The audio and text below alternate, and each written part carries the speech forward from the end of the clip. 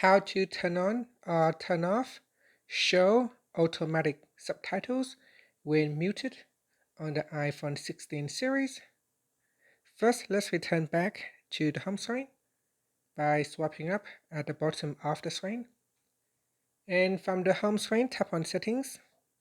Now in the Settings page, we scroll down and then tap on Accessibility. After that, we scroll down and then tap on Subtitles and Captioning.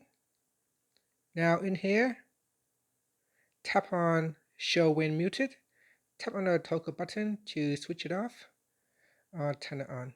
And here say automatically turn on subtitles when the volume is muted or turned all the way down.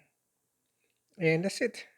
Finally, you can tap on the back key or swipe up to return back to the home screen. And that's it. Thank you for watching this video.